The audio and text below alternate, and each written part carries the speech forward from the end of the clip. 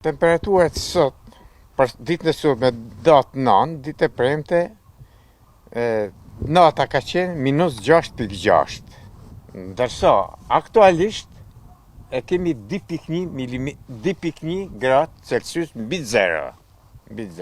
Dimri vërtet duket se po troket në këtë fillim janari. Temperaturat po ulen çdo ditë, por Asim Sopi, specialist në stacionin meteorologjik të IGEUM-it në Vosil, thot se dita më e ftohtë ishte ajo e datës 2 janar.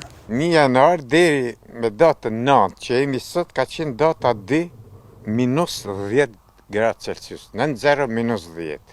Kjo periudhë janari, sipas të dhënave, është më e ftohtë se njëjta periudhë e vitit të kaluar. Si vjet më ftohtë. Si vjet, por deri flasim deri në këtë ditë, nuk di çfarë vjen data 10 në vazhdim.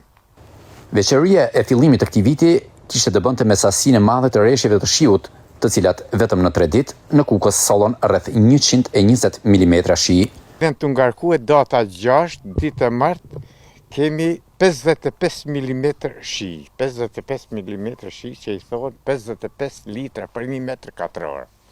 Dhe vim me datën 7, 45 mm shi. Vim me datën 8, 20 mm shi dhe me pardjen mbyllet shiu. Është ky rreshje bore. Parëmërëm kemi rreshje shiu dhe borë. Bora kuptohet në për masat vogla.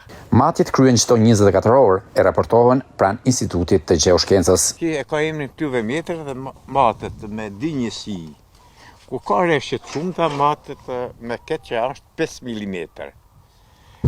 5 mm sa të bjerë nga rubineti poshtë. Kurse kjo është 1 mm me rreshje të pakta.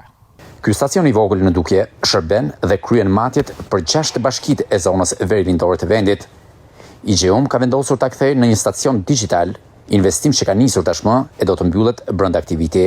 Këtu po bëhen investime për digjital. Është një antenë që shifet edhe mendohet të vitin që jemi në ta të përfundoje. Dhe ato janë dhëna që shkojnë direkt në Institutin Gjeoshkencave të Energjisë Ujit të Mjedisit. Zonën verilindore, kjo antenë. Po është në proces pune rregullimit të sipër.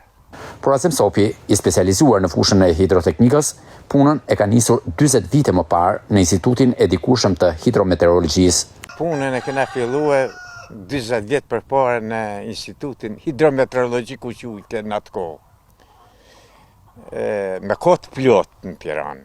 Pastaj me kalimin e kohës Instituti Energjisë Ujit e mori, tash me bashkimin e disa instituteve, Instituti Gjeoshkencave Energjisë Ujit të Mjedisit. Këtë punë, e në fakt ashtu si çdo punë tjetër që bën, Azemi e ka me pasion ndaj veçmatjeve e hedhjes së të dhënave në ditare të përkatëse, po memorizon edhe historikun e kushteve hidrometeorologjike në këto 4 dekada për Kukësin.